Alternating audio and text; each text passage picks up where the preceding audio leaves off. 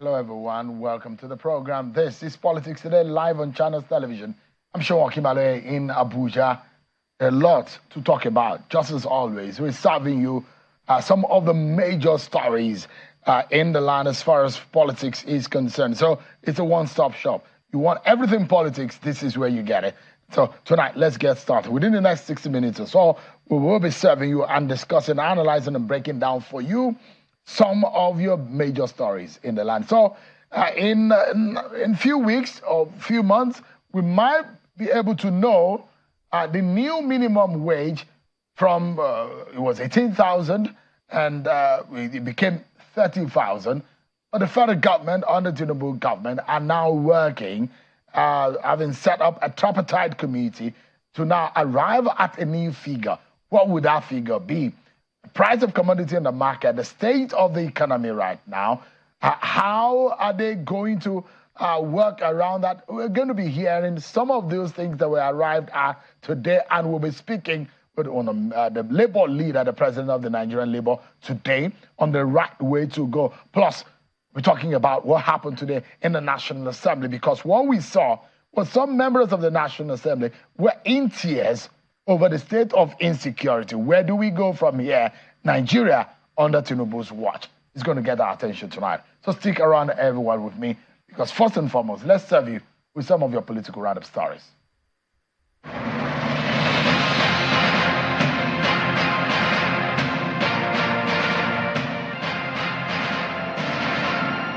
President Bola Tinubu has requested the Senate to expeditiously confirm the sack of the chairman of the Federal Competition and Consumer Protection Commission, Mr. Babatunde Irukera. This is contained in a letter by President Bola Tinubu, read out by the President of the Senate, Godswill Akpabio, during plenary today. The president also seeks the confirmation of Mr. Oluwole Andama as Executive Director, Midstream and Downstream Gas Infrastructure Fund in the Nigerian Midstream Downstream Petroleum Regulatory Authority. The presidential candidate of the Labour Party in the 2023 presidential election, Mr. Peter Obi, is calling on government at all levels and Nigerians to collectively address issues of insecurity in the country. Mr. Obi made the call shortly after visiting the remaining siblings of the late Nabiha Al-Qadriya, who was killed by her abductors in the Buhari Area Council of Abuja. According to him, the issue of banditry and kidnapping in the country is becoming worrisome. It's for all of us to sacrifice everything possible to see that this criminality is contained. It's now beginning to affect everybody. The national chairman of the Labour Party, Barrister Julius Abore, has described the allegations of forgery against him and members of his executive in Ebonyi, Edo and other states prior to the 2023 general elections as falsehood. Addressing a news conference in Abuja, Mr. Abure says the allegations are the workings of desperate politicians to weaken the party and distract him and his working committee from focusing on the elections. What is happening is that the detractors of the party goes around looking for people who have one issue or the other with the party and try to instigate them against the party. The Independent National Electoral Commission, INEC, says all is now set for the conduct for by-elections in 75 registration areas and 993 polling units across Yobe East Senatorial District and the rerun election in Thika local government area of the state. The resident electoral commissioner in the state, Ibrahim Abdullahi, disclosed this on Tuesday while briefing journalists on the level of preparations ahead of the February 3, 2024 by-elections. The immediate past governor of Kogi State, Mr. Yahaya Bello, says his administration has laid down a formidable foundation for economic and infrastructural advancement, and his successor, Usman Ododo, is best positioned to launch out from this to take the state to another level of development. He stated this when he paid a royal visit to the Ohinoyi of Ibira land, Ahmed Tijani Anaje, at his palace in Okene after he handed over the mantle of leadership to the incumbent governor of the state. The former governor said he's laid the foundation for the new government to excel.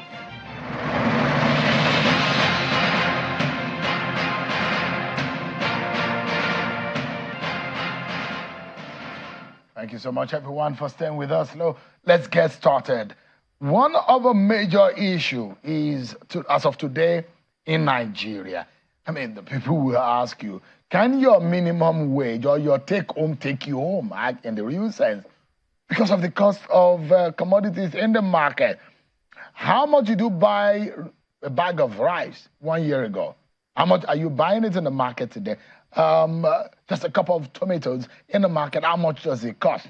A bag of, a keg of groundnut oil, how much does it? These are basic food materials that you use every day. The bread, price of bread has gone up. A lot of things happen in the economy which affects the fundamentals and the bottom line of the purchasing power of the average citizen. So when the fuel subsidy removal was announced by the president on the 29th of May last year had said subsidy must go. It came with consequential impact, one of which is it directly affects the purchasing power, the money in your pocket, the food on your table. And therefore, government have thought that there must be a difference and a change in the minimum wage regime, which has been placed at 30,000. Those of you who are workers in the state will be asking the question, are the state government even paying the 30,000, which is supposed to be the minimum pay for any worker in Nigeria? So there was an inauguration of the tripartite National Minimum Wage Committee.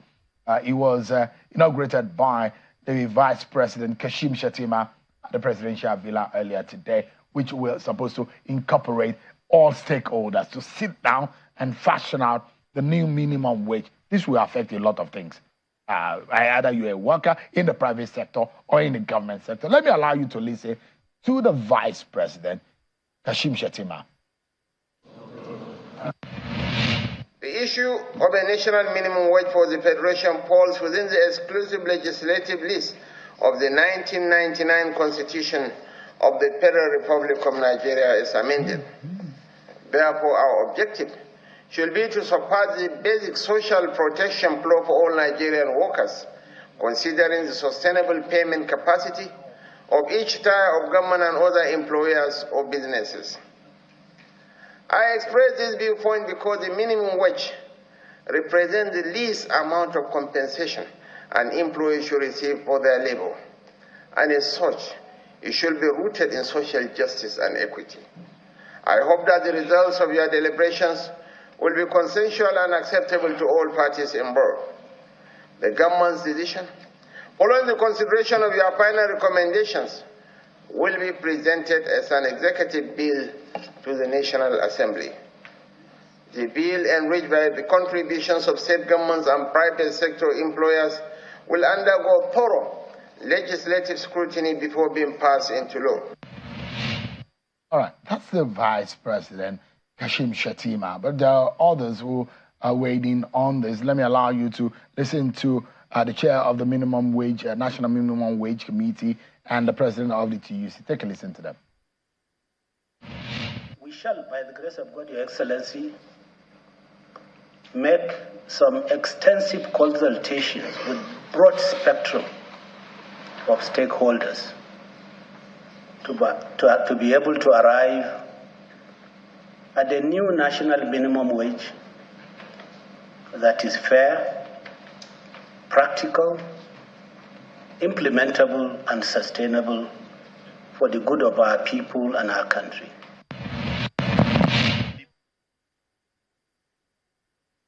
Is nothing.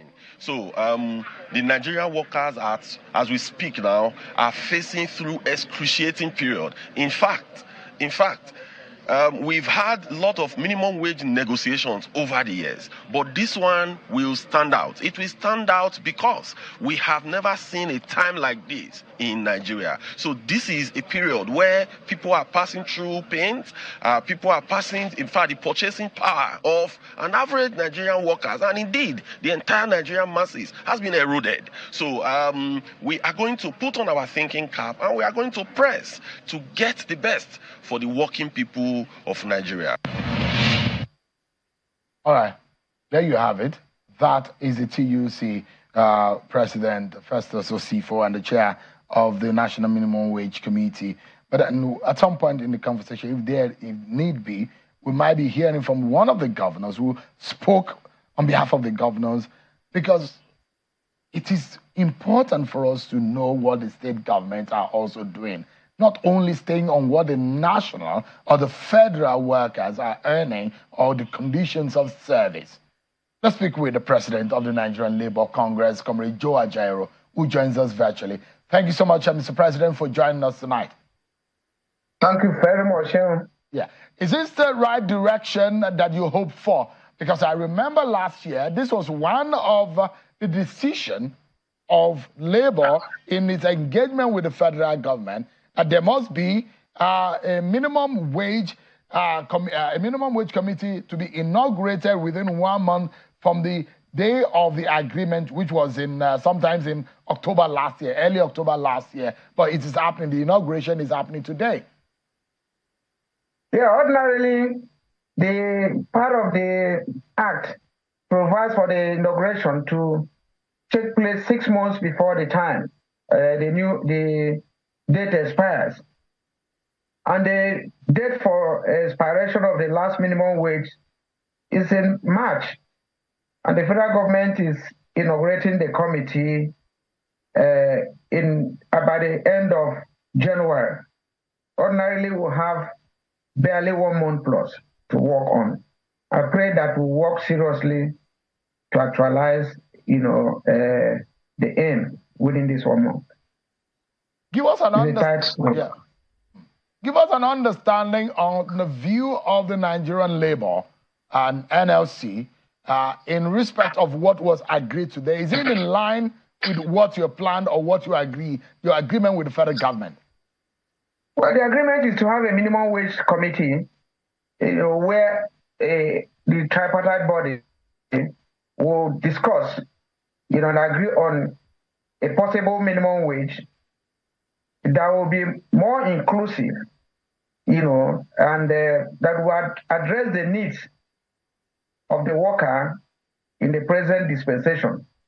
However, from the composition of the committee, especially the governors, and I want to be quoted that most of the governors in the minimum wage committee are those that are either not paying the current minimum wage or are paying it in breaches. So I pray that we'll enter this with open heart. The governors that are in full compliance of the minimum wage, the previous ones, are not adequately represented in this committee. So whatever made the federal government to bring those who are either not complying or complying in breaches to form the bulk of the membership of the minimum wage committee from the state governments, maybe that will unfold with time. Why are you not calling out the state governors or those who are falling short of the expectations of Labour? Because it is not all the state government that are involved. Which of the states are not state? Because we understand that several state governments are not able to come up or meet up with the national minimum wage standard. Yeah, some of them are not meeting up. Like you mentioned, a state like Zamfara. I don't know how much the Bruno and Bauchi are paying. However, there is a minimum wage law, which criminalizes the non-compliance of the minimum wage. And the Nigerian state has not at any point in time welded or tried to enforce that law. And that is why people come out of it. Some others are just implementing it in breach. Now I take Anambra State, for instance. Anambra State is paying 30,000, for the least paid.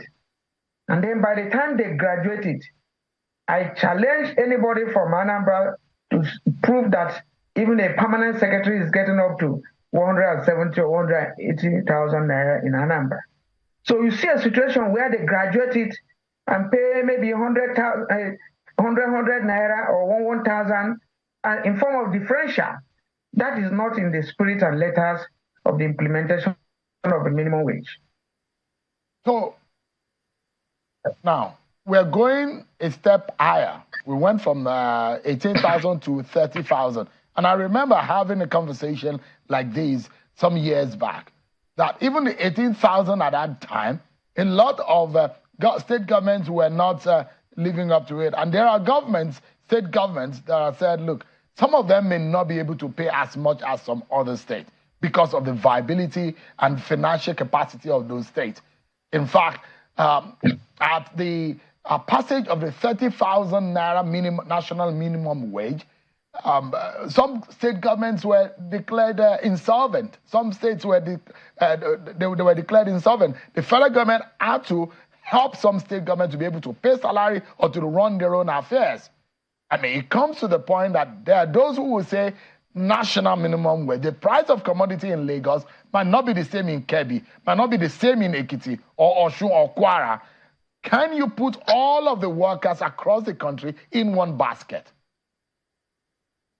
Well, I don't think there's any place in the country that the cost of living has not, jumped up.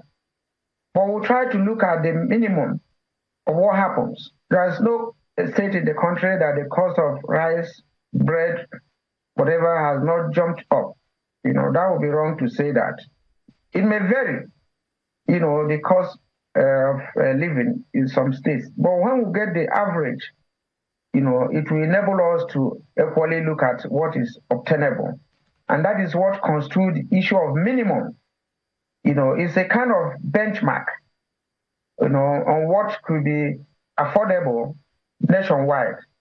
Now, if you have a minimum, there are states based on the ability to pay, based on the resources available to them, that are expected to do more. And that's why you now talk of the cost of living in such states.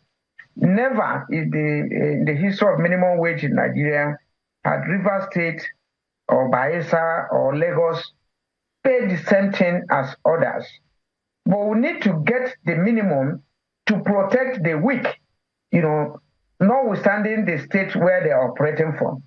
As we talk today, and to the credit of Edo State government, they are paying 40,000 as of today, even when the minimum wage is 30,000.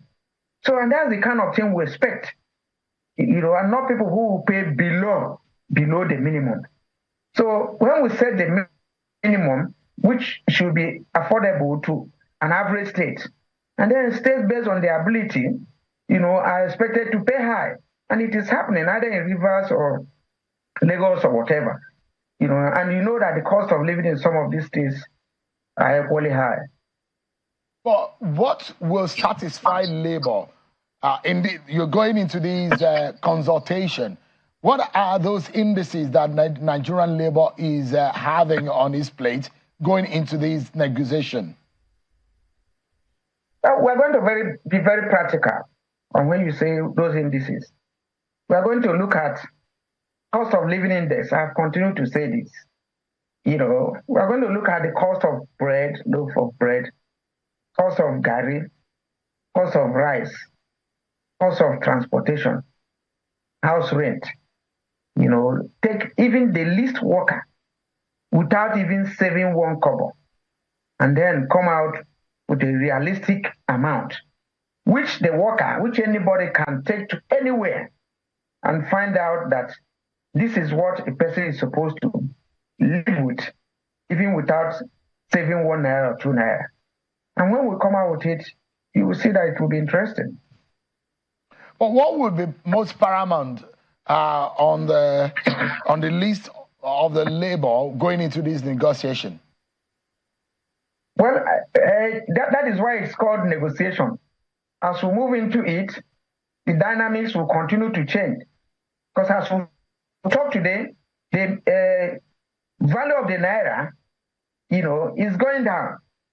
As we negotiate, if we wait 1 month, the value will continue to go down, and we will adjust, to what is happening. The cost of living will continue to change, and will adjust based on the dynamics. We may not have a long period of reopener clause, because if you stretch whatever we're going to have now for 4 years or 5 years, we'll come back to where we are today, where people are suffering. We may consider a short-term reopener clause so that we can adjust to the dynamics of the currency and the cost of living. There are a lot of things that those who will fear that why is the dollar controlling our local economy here in Nigeria? And there are those who are for that. The Nigerian economy has been largely dollarized. I mean, there are schools here in Nigeria that they are paying with dollars as against the established laws of our land. And in fact, it's so much that Nigerians are more concerned about the value of the dollar to the naira. Why not more concerned about production and productivity on the ground here locally, which is supposed to be the focus of everyone? I mean, is Labour worried about this scenario? Because if that is what everybody is, focusing on and putting their gaze on, we will still be drawn down by this same factor, no matter, even if the minimum wage is 1,000 naira. 100,000 naira. The issue of dollarization of the currency is clear, and the federal government is not doing anything about it.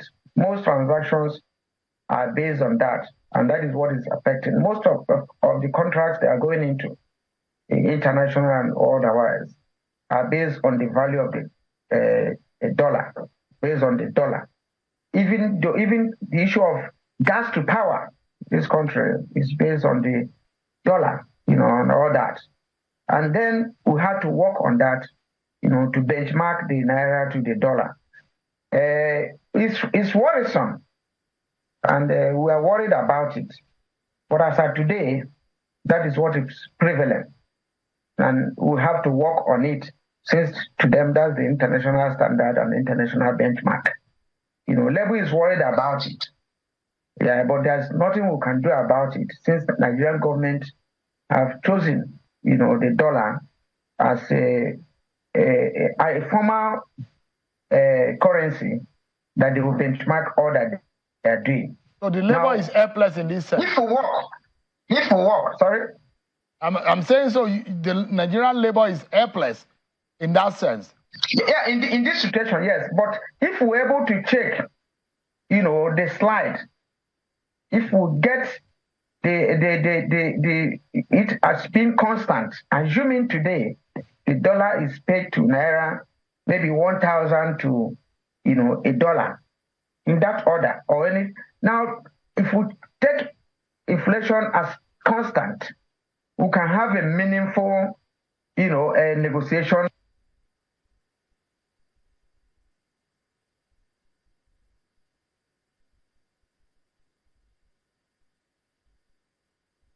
It looks like your device went into mute mode. All right.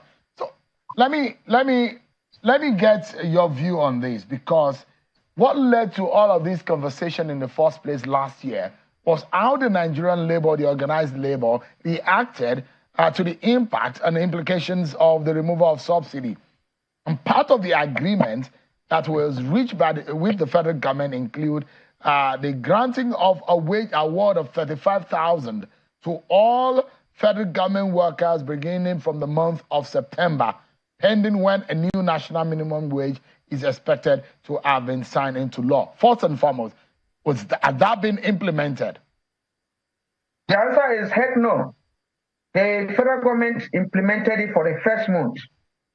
And as we move towards this issue of minimum wage negotiation, those areas up to this moment must be paid. Those are some of the points we have to clear before we get to where we are today. The idea of signing agreements, going into agreements, genuinely without any compulsion, and failing to implement it, is what we should work hard against. All the agreements read there, either the commissioning of the refinery, either the CNG gas, the federal government has not complied with any. And here we are moving into the issue of minimum wage. There is no sign that they will even implement this. If they have failed in implementing others, in the case of wage award, yes, 1 month was paid clearly, and subsequently from various organizations, private sector, some government agencies. Some of them are not even talking. Even the state governments, some of them are not talking. They're not even meeting with the workers from those areas. So, and this is a bad example. Bear in mind that the federal government is not just an employer, but they are regulators. And I think they should not be seen to be setting a bad precedent, especially that was not the only thing, NSC president, that you agree with federal government, and he's worrying.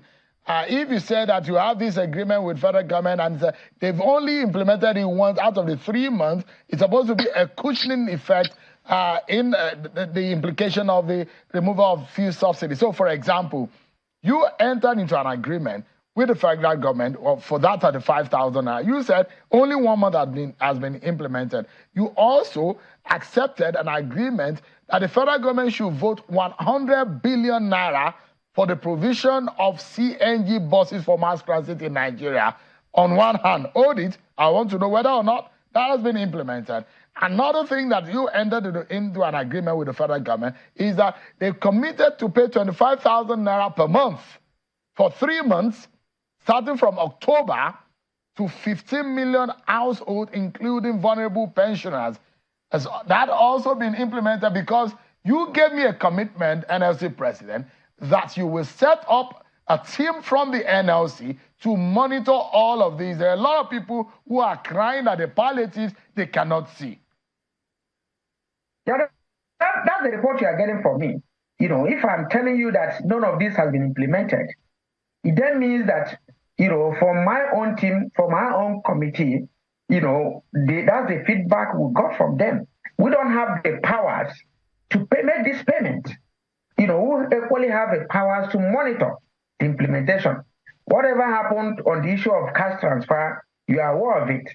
We only said we will not be party to or signatory to those that are transferring it. Of course, you have seen the way it went out now and what is happening with that issue of cash transfer.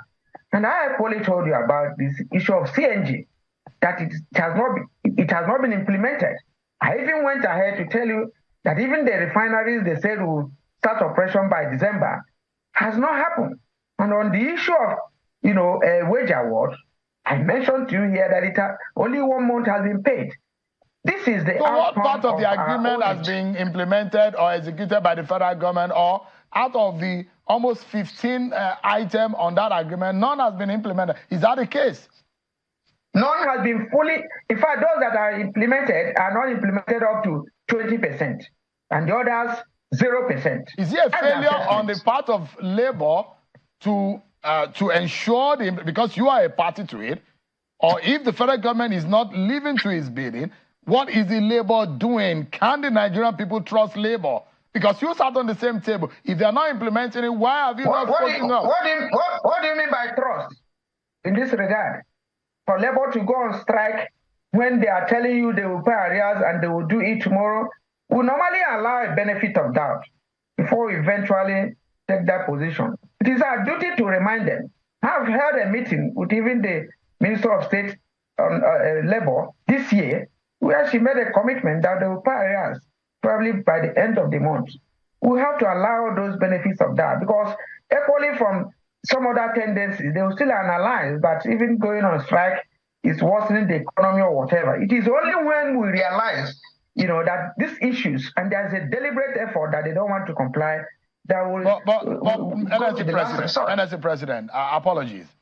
Can we then trust anything that goes on with the Labour and the FG when they say they are going into an agreement? Can Nigerian people trust anything that comes out of those agreements? If out of the 15-line item, hopes of Nigerians were raised in October last year when the economic crunch was biting so hard on the heels of the implementation of the removal of fuel subsidy, and they're expecting that this and that were going to be implemented based on the list of the agreement. Where does it leave the average Nigerian person? You are talking of trust. Why do you trust the government, whose duty it is to pay? And you are talking of an agreement reached by two parties, and one party, seems to be standing by the agreement, and the other party is failing. And now your trust deficit is on labor. I want you to balance it. If two people went into agreement and one party has refused to, comply, must he take a fight? Must he take a beating to beat them into line, for them to equally comply? I'm saying that the Nigerian workers and the Nigerian people are bearing the brunt. They are the grass that are suffering. Because of the inability of government to live up to expectation on this. Are you going to continue to watch them not doing it? You are supposed to be supposed to do what? To make them to enforce that, to execute it. Since he agreed with you. With gone. We will follow a process, and that process will evolve to something. And it's not, for you or anybody to tell us to do it tomorrow. We are following the process, and every Nigerian will understand that we have followed through a long process, and that this Nigerian state has refused to comply. And when we come, we are coming. So what commitment can you give to Nigeria? You are going into yet another negotiation on behalf of the Nigerian workers. What word can you give to Nigerians tonight in this respect? As we talk today, do we have option than to, go into this negotiation? The answer is no. Are we complied? Are we compelled by our calling to make sure that previous agreements are obeyed? The answer is yes. And then how we follow it up, doesn't take the dictates of either the media or anybody. We have to be reasonable about it, follow the laid down guidelines and achieve it. Both the previous agreements and the one we are going into will make sure they're enforced. All right. President of the Nigerian Labour Congress, Comrade Joe Ajaero, speaking with us virtually there. Thank you so much. I need to tell you that a lot of Nigerians are not finding it funny in the sense that things are hard, things are difficult, but then we're hoping for the best.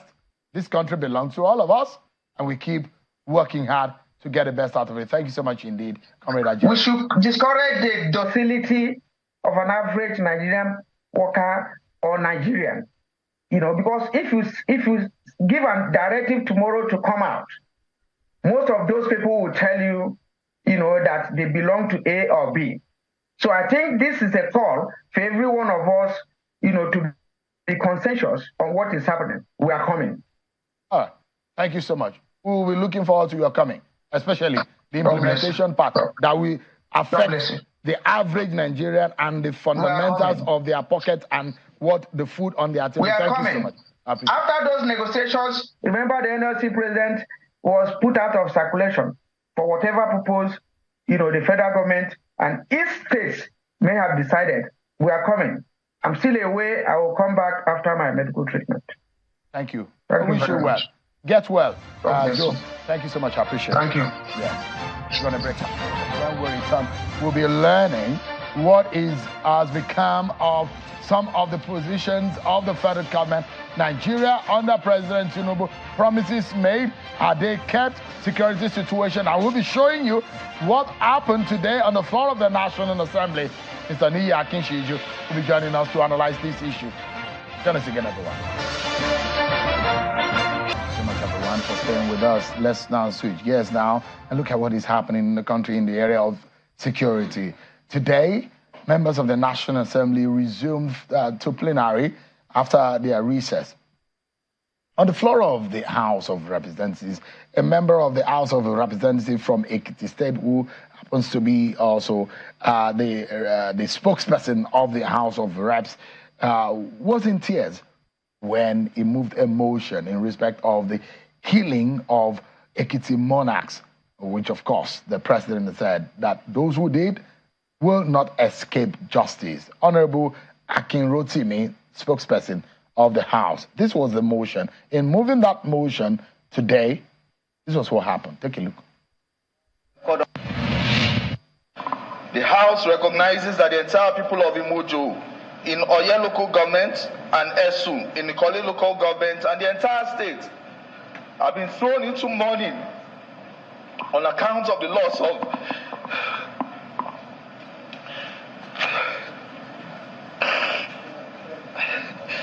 our highly revered traditional rulers who were forces for community development, peace and stability in the constituency and the entire state. cognizant that the Nigerian Army has a military outpost on that road, which has been non-functional as the only patrol on Tuesdays, leaving the communities exposed for the rest of the days.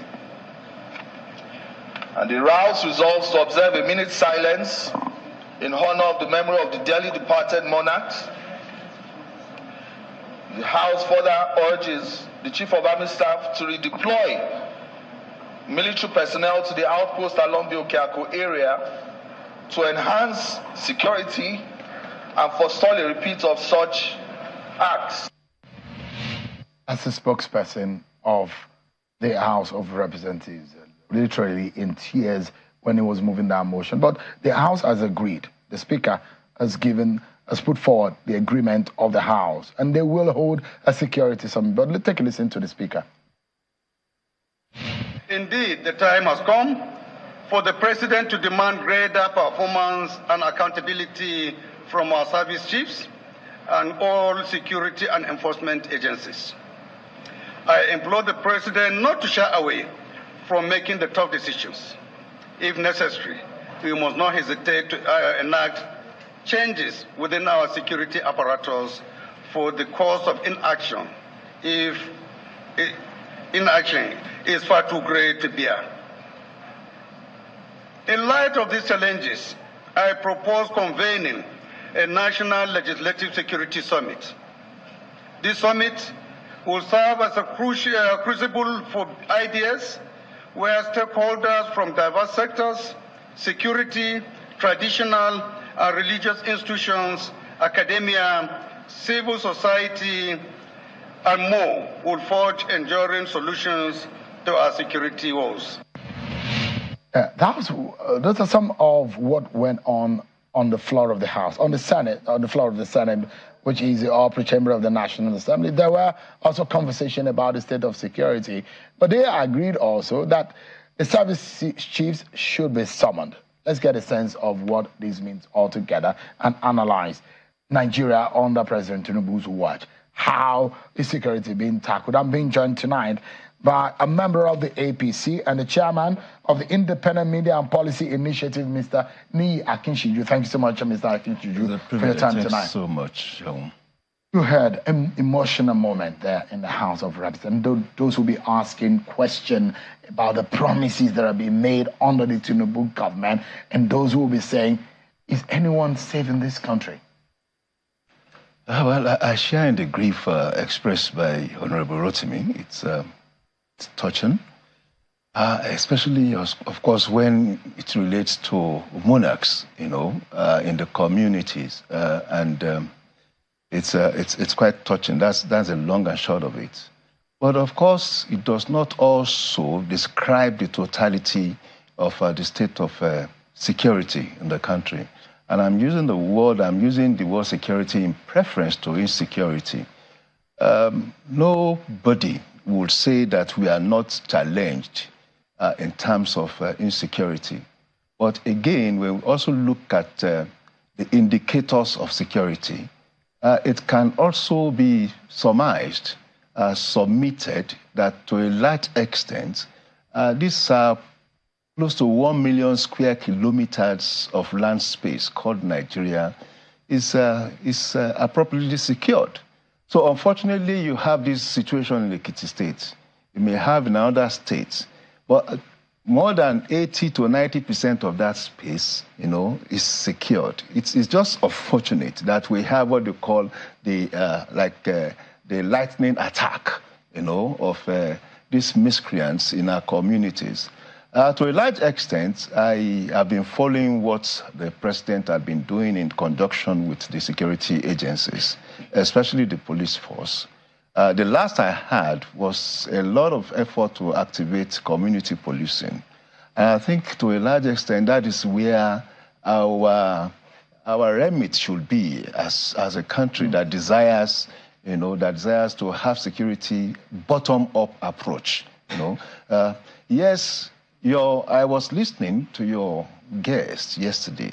It talked variously about how highly equipped the Nigerian security agencies are, and how highly equipped with drones and area equipment the Nigerian police force had been with. But what is still lacking to my mind, and I think community policing will be the correct intervention, is communication. And communication in this sense is the collection, gathering of intelligence, actionable intelligence. So much that these people that have perpetrated these acts, these terrible acts somewhere in Ekiti State, would be staying within a certain community. If that community had been properly sensitized, if the community had been properly mobilized, perhaps they would have reported these elements, to the nearest police outpost. Do you have a police number? Do you have any police number? I have, but I don't Do you have have an in my emergency head. number? Yes, we have. If, God forbid, emergency. if someone puts a gun to your head, what number would you call? No, I don't have in my head, but we have 10. That's Yes, the problem. yes. Nobody. These are in fact the most basic. Yeah, but that if you have the opportunity in emergency and in a panic mode, how can you get help? But do we have police emergency numbers? Do we have? We have 11-digit numbers. Yes, we have. Is that appropriate? In fact, at the point in time, there was about 10. I personally checked on 4, and it went through. I personally checked on 4, 11 digits. Yes, we'll be talking of short code.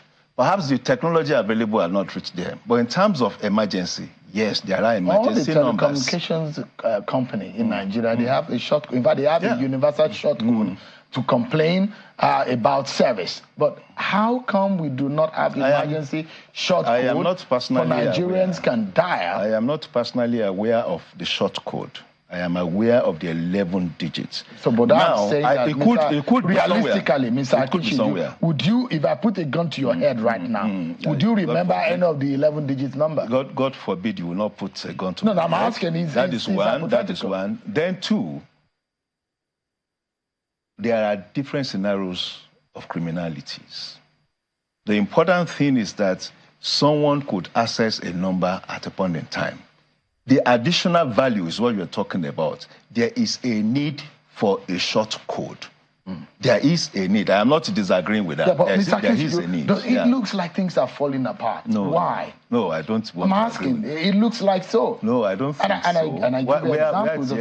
Yeah, you look at the spate of kidnapping. It looks like it just started rising in the last 1 month or so. Thank you. Is there a reason behind it? Because if you look at some of the promises made by President Tinubu and the campaign, and going forward after he took office, we thought that we have someone who is able to have the capacity to solve all these problems. Thank you. I've made the very point I would want to make.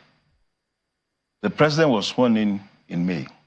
Between May and December, there was not much issues around criminalities. Of course, you cannot run away from criminality. It's part of social existence. You have 1, 2, cases here and there. It's part of our social existence. But all of a sudden, over the last 3 weeks, more or less, after Christmas, we started getting news, around this, around criminalities. But again, it is not as all-inclusive. It is not as frequent, One act of criminality is wrong, should not have happened. That is the principle. But at the same time, we need to be practical to know that government is also doing so much to reduce criminality. So going forward, the idea for me is to see how we can build the foundation around the community to be involved in the detection of criminality. One we imagine, Mr. Akinshiju, if you have spent about 20% of your time of 4 years in office, because the president is spending in 8 months, that's about 20% of the 4-year term. And there are those who will say, wait, how much more do you want to spend to convince us that this can get done? This will be corrected. This will be corrected. Yes, this will be corrected because you will see that there's a deliberate surge. It's a deliberate surge. It is? Yes, it is a surge. Now, I also know, I am aware that a lot of efforts are going on in terms of investigating wherever these are happening. A lot of efforts are going on. And I can also assure, Nigerians that what the police force especially is doing is to take back their environment. Don't forget that when the IG Egbetokun was appointed, he had an agenda. If we go back to that agenda, we will see to the extent to which that agenda has been implemented. So for me, perhaps there was I don't want to use the word a slowdown, but some elements, by whatever means, decided to strike. So we should expect a better days ahead. I'm very hopeful and I'm praying, because no one wants to see any more person die because of insecurity in the country. But our gallant officers are doing their work. The Nigerian police force is doing a whole lot, arresting and reprimanding and doing all what have you. But the thing is, there is a greater more work to be done to keep people safe. Yeah. But it's not only on insecurity. The economy. Mr. Akinshiju, I'm very certain that your people at home to cook, they would have told you how much you spent 1 year ago and what you spend today. Things are really getting difficult. And the promise is things will get better under Bola Tinubu. Where are those promises, Mr. Akinshiju? President Bola Ahmed Tinubu had embarked on a deliberate agenda of reformation. To my mind, I think this is the appropriate path to take. Because if we have been doing the same thing the same way over the last so many years, and we have not emerged from the tunnel, there is a need to change format. There is a need to change templates. And that's the part of that template reformation is the subsidy regime. Part of that template reformation is the harmonization of the foreign exchange regime too. Now, it is expected that immediately when these are deployed or introduced, it will negatively impact the economy, because at the time, over a long time, we have been running more or less a feeding bottle economy, an economy that does not in any way support production or productivity. So what we have been doing is subsidized consumption. Where would a confidence come from the people to its government when things don't look all right? Yeah, so and now, there are promises that are being made. Now there is a promise, not even a promise, there's a negotiation over new minimum wage. I am also guaranteeing the fact that this time around, because we have what we call willing negotiators, at every point in time when minimum wages were to be negotiated, you had all manners of discordant positions, either from the government, from the federal government, or from the state government, or from the private sector. But for the first time, there is a consensus of where to go. The president himself had given the guidance, whatever will be the minimum wage must be a living wage. So it's not even going to be a minimum wage. It must be a living wage that actually takes you through the 30 days average of your work day. That is one. Then two, there's a guarantee of the implementation of the wage now, because there's a correlation between expenditures under the subsidy regime and earnings. When subsidy was removed by the president's announcement in May, by June 2023, the total consumption of PMS, on which we export so much, fell by more than 20%. Today now, we know that we have been funding some criminal consumption over the last so many years to the tune of more than 25 million liters of petrol, so of PMS. Tonight, Mr. Akinshiju, you are telling Nigerians to be patient, to wait, and the renewed hope agenda is coming. Is that what you're saying? The renewed hope agenda is here because we are earning more now. we are not any just more, we are also saving more. Right. And that is the first time in the history of this country that from accruers, revenue accruers, federal government is actually saving. It is a major milestone. Mr. Akinshiju, I'm very hopeful and I'm an incurable optimist about the Nigerian project, and I pray that things will get better. But thank you so much, Mr. Akinshiju, for your time as always. A member of the APC, and he is the chair of the Independent Media and Policy Initiative. Thank you so much for your time tonight. Pleasure is mine. That's our show for tonight, everyone. Many thanks for watching. I'm Sean Okimale. I'll see you tomorrow, God willing. Bye-bye.